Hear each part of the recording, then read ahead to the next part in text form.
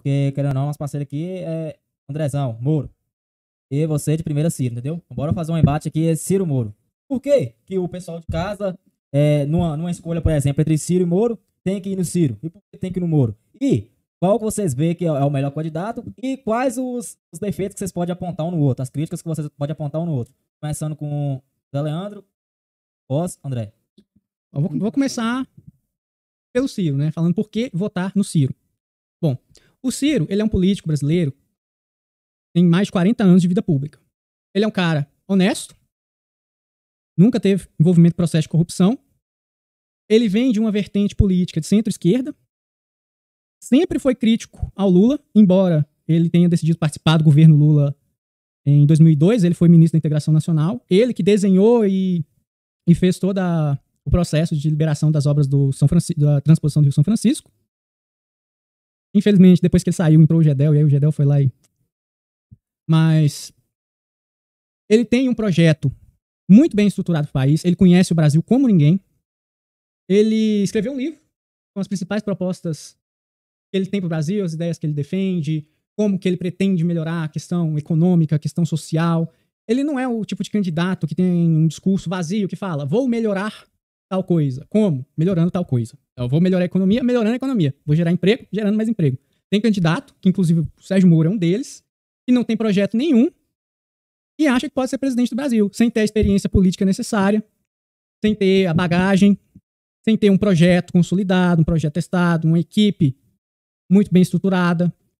O ministro da Economia, ministro da Economia não, o guru econômico do Sérgio Moro, é um cara lá da ditadura, e na época que ele era presidente do Banco Central, a inflação tava galopando lá 80%. Aí você vai chamar um cara desse, com um histórico desse, pra ser seu guru econômico? E já o Ciro, o cara foi ministro da Fazenda. Ele ajudou a consolidar o Plano Real no governo Itamar. Isso é uma coisa que a gente tem que falar, que o FHC, ele pegou, né, o ônus do Plano Real, ele pegou todo o mérito, mas na verdade foi um plano do governo Itamar, e o ministro que consolidou o plano, que acabou com a inflação, impediu o choque de oferta por causa da valorização da moeda, porque ela foi implementada, pareada ao real, então isso ia aumentar o poder de compra da população, enfim. O Ciro também implementou um programa legal, uma política de participação dos lucros das empresas, ou seja, se você é funcionário hoje de uma empresa e essa empresa tem lucro, você tem direito a receber uma participação desse lucro. E o ministro da Fazenda que assinou essa lei foi o Ciro Gomes. O Ciro depois vem com uma trajetória política de tentar ser presidente, não conseguir e tal, mas ele continuou viajando pelo Brasil, deu palestras em diversas universidades, ele chamou a galera para debater e para construir um projeto de país. O Ciro, ele quer mudar de fato esse país, ele não quer fazer essa política demagógica e vazia como o Lula fez. Por exemplo, o Bolsa Família matou a fome de muitos, mas foi usado como arma eleitoral para chantagear a população. O Ciro, ele não defende o programa desse molde, ele defende um programa com status constitucional, ou seja, depois de pronto ninguém mexe, e defende que esse programa não tem essa renda miserável, que o Bolsa Família, a média dele no governo Lula era de 180 por família, se eu não me engano, R$180 por família. O Ciro, ele defende um programa de renda mínima com um salário mínimo, pelo menos, e um programa de renda mínima atrelado junto a uma redução de impostos.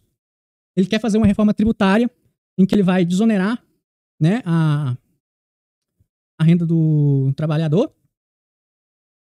Isso aí eu poderia explicar com mais detalhes em um podcast futuro. Eu posso fazer aqui um podcast só com ideias do Ciro.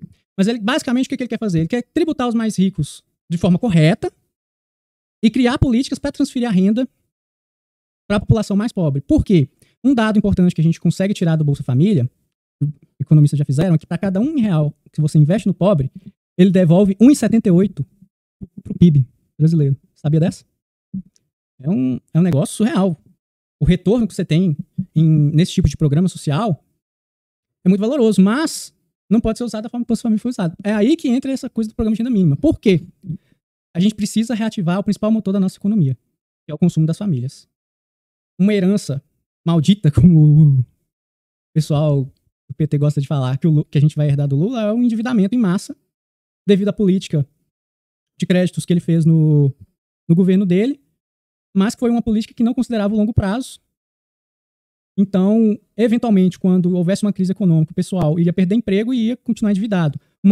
E o Ciro, ele defende um modelo econômico que reduz a taxa de juros. No próximo podcast eu posso explicar como que isso impacta, de fato, a sua vida, porque a maior parte da concentração de renda do Brasil acontece por causa da taxa de juros, a taxa Selic, que você vê no Jornal Nacional aí todo dia, aumenta, sobe. Elas têm uma função na economia, mas que, quando ela está demasiadamente alta, ou seja, está muito alta, ela traz prejuízo para a população, porque na hora de você pegar aquele empréstimozinho na sua empresa, aquele empréstimozinho no banco, o cara joga essa taxa e depois joga sobre taxa, e se você ficar devendo a parcela de um empréstimo, meu amigo, você vai pagar muito juros. Você vai pagar só no financiamento, por exemplo, de eletrodoméstico. Normalmente, quando você financia aí nessas 12 vezes aí da Casas Bahia, você já tá pagando 3 fogão e pegando um só. Isso aí é muito abusivo, e o Lula, quando estava no governo dele, não fez nada. Então, o Ciro defende mudar essa realidade, né? Colocar uma taxa de juros condizente para poder atrair investimento, controlar a inflação, mas ao mesmo tempo não matar, né, o poder de compra do pobre, da classe média também. O Ciro, ele tem um projeto econômico que pensa no meio ambiente agora. Em 2018 estava muito fraco no programa político dele, isso é algo que eu, como eleitor da época, tenho que ressaltar. Mas agora ele está com uma equipe, está construindo um projeto que visa a nova economia verde.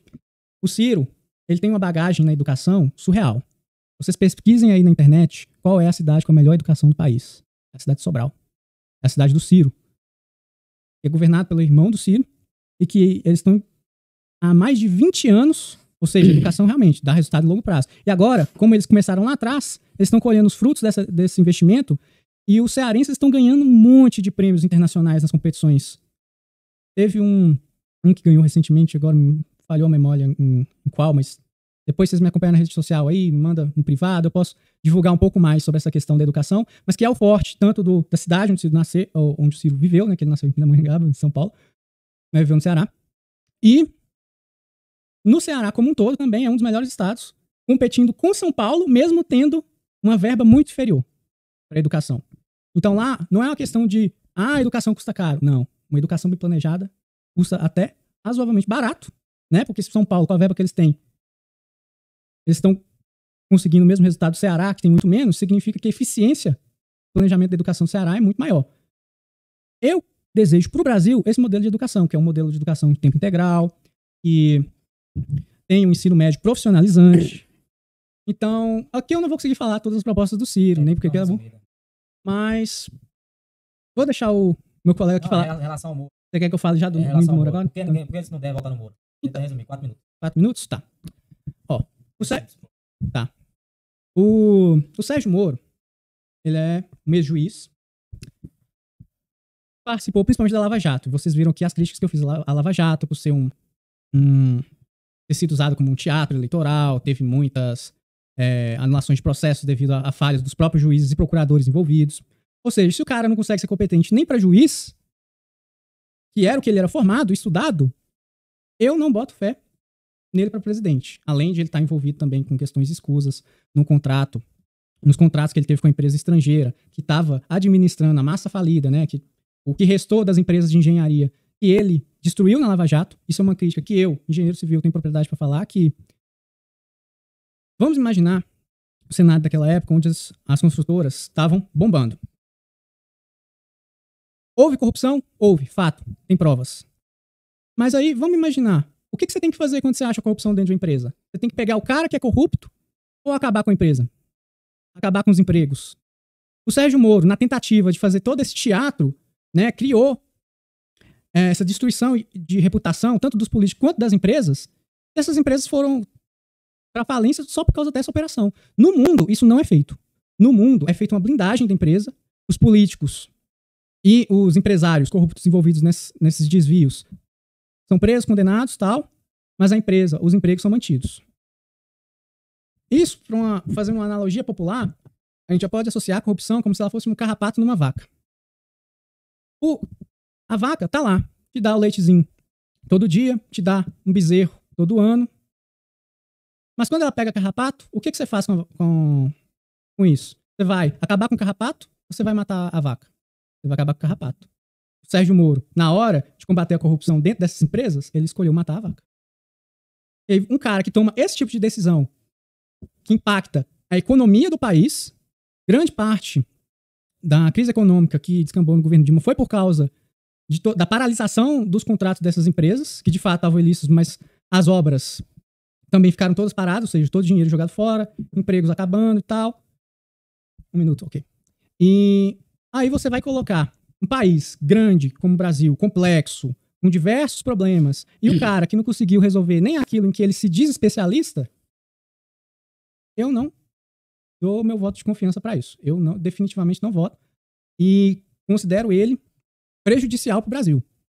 A gente vai ver que se ele perder nessas eleições, se ele não conseguir nenhum cargo, em 2023, sendo Lula ou Ciro os presidentes, Deus queira que seja Lula. Oh, perdão. Deus queira que seja Ciro. Vocês vão ver, ele vai ser preso. Andrezão. 10, né? Ele teve 10. Na verdade, ele teve 12, mas tudo bem. Eu vou resumir ao máximo, porque... 12 é Ciro. Então, eu vou falar primeiro do Ciro, por último eu vou falar do Sérgio Moro. Ciro, até então, eu acho ele um bom candidato, sim, mas não é todo esse aparato todo que o nosso colega aí descreveu dele, não. Ele tem problemas, por exemplo, com coronelismo, né? Ele se acha um coronel, eles aqui controlam o estado do Ceará. Tem vídeos aí na internet, ele brigando com o pessoal na rua. E é um político que não tem a popularidade da esquerda. Ele é realmente de esquerda, ele é muito mais de esquerda que o Lula, concordo com você. Mas ele não tem os votos da esquerda. Essa é a diferença. O Lula ele tem os votos da esquerda, do eleitorado da esquerda. Então, ele encontra dificuldade. E o Moro, a partir da hora que o Moro anunciou que era pré-candidato, o Ciro era terceiro nas pesquisas. Tanto nas enquetes, que nas pesquisas eu não acredito muito, acredito mais nas enquetes ao vivo. As enquetes são mais falsas. Pode ser. Mas eu acredito mais na enquete. Porque as pesquisas, se a gente for seguir as pesquisas, Bolsonaro nem é o presidente do Brasil, né? Na verdade é Haddad. Nós estaríamos falando de Haddad agora. As pesquisas o tempo todo. Eu tenho vídeos aqui para quem quiser ver, eu assisti pessoalmente. Todos ganhavam de Bolsonaro no segundo turno. E aconteceu o que aconteceu. Não precisa nem falar. O que ocorre? O Ciro era terceiro nas pesquisas, tanto nas pesquisas como nas enquetes ao vivo. E assim que o Moro lançou sua pré-candidatura, ele meio que matou o Ciro no ninho. E aí é lógico, o Sérgio Moro, hoje ele ainda recebe voto de centro da esquerda, de centro, bem próximo do centro ali, de centro da esquerda para a direita, de centro para a direita. Seria mais ou menos o seguinte, o Ciro iria receber esse voto de centro para a esquerda e um pedacinho do centro da direita. Seria aqueles chateadíssimos com o Bolsonaro, seria esses eleitores, aqueles que realmente estão, que é de direita, liberal conservador, progressista, essas coisas, mas que tenderia a ir para Ciro. Quando o Moro ele lança a candidatura dele, automaticamente ele já encerra ali. A gente acompanha muito o que acontece. E o Ciro ele fez uma coisa péssima, ele pegou esqueci o nome do cara agora, o que fez a campanha, o marqueteiro de Lula, né? O João Santana. Então a gente sabe, o João Santana foi preso. Agora eu vou falar de Sérgio Moro. Por que eu acho que deve votar no Sérgio Moro? Primeiro, porque representa a direita. Segundo, porque o Brasil e nós brasileiros devemos muito àquele camarada. Eu discordo de você quando você fala que a Lava Jato foi um mal para o Brasil. Dá a entender que você inverte os valores, que quem cometeu os crimes não era para ser nem investigado. Ora, se tá lá, se quem roubou, devolveu. Se quem acusou, devolveu. Todo mundo, será que todo mundo, até quem roubou e devolveu, não, eu vou devolver uma coisa que é minha, então ele não estaria devolvendo? Outra coisa. Ué, será que todo mundo é culpado, menos Lula? O que corrompeu, o que foi corrompido, só Lula que é o santo na história. Você pode argumentar a questão processual. Depois a gente viu numa Vaza Jato aí que o processo teve vícios. Não quer dizer, você mesmo me corrigiu aqui no início, não quer dizer que haja absolvição da pessoa. Agora, a gente sabe que o que o STF fez foi uns acordões, né, que fala, liberaram Lula para candidatar para ver se derruba o Bolsonaro. Eles se sentem ameaçados hoje, porque a população não sabia nem o que era STF. Hoje, a população sabe. Os 11 ministros do STF, mas não sabe a escalação da seleção brasileira. Há 10 anos atrás, se você perguntasse, você conhece qual é o ministro do STF e tal? Não sei, uns caras lá. E quem é o atacante tal da seleção? A seleção joga com um fulano, 2 ciclano, 3 beltrano. Se fulano tiver, vai entrar ciclano. Hoje não. Hoje você sai na rua, você sabe quem joga na seleção? Neymar. Neymar e fulano e mais uns 2 lá, vocês vão lembrar. E os ministros do STF, na hora a população te dá. Isso eu tô falando de gente de esquerda e de direita, de centro, qualquer coisa. A gente sabe que o STF quem foi as indicações. Então, essas anulações, todo mundo sabe que foi uma tentativa de derrubar o Bolsonaro. Agora, a questão de Moro, porque o país deve muito a esse cara. E o meu descontentamento lá com a extrema-direita é porque realmente, no projeto que ele mandou contra a corrupção, não houve engajamento do governo federal, da base do governo, e não houve mesmo.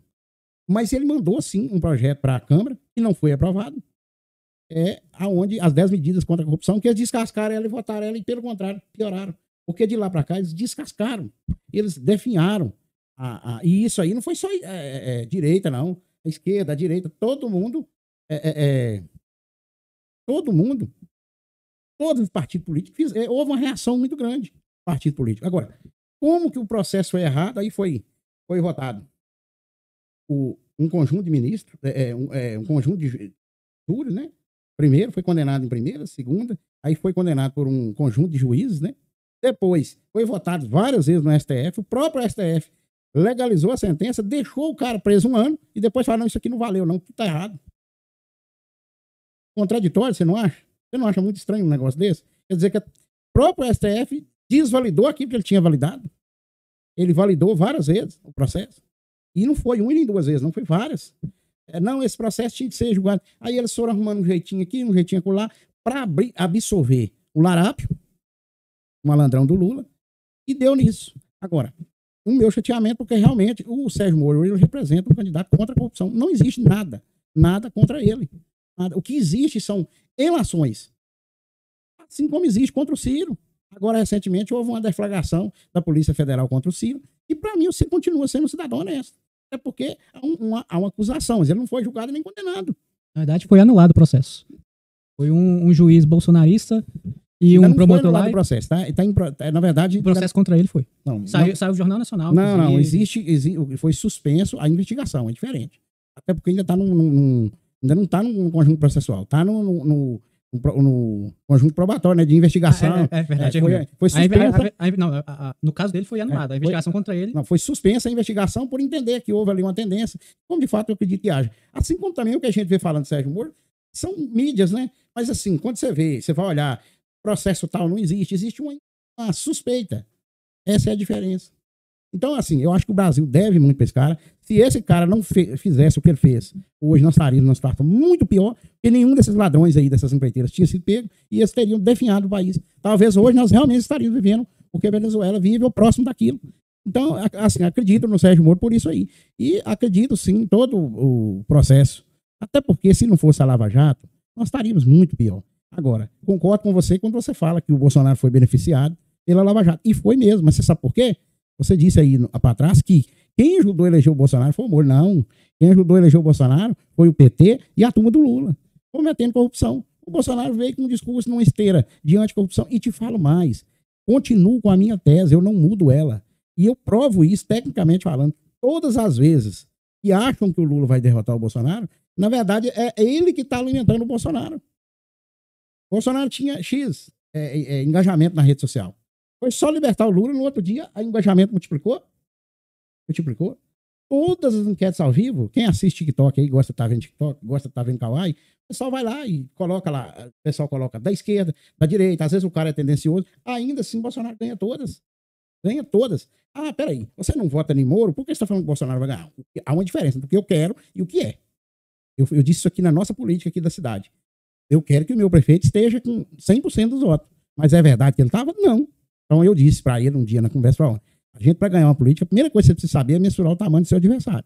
Se você não sabe mensurar o tamanho do seu adversário, você se torna sem nível ali em relação ao adversário. Galera, é o seguinte, recebi uma participação aqui de uma pessoa não entendendo o título. Então, esquerda versus direita, fechou?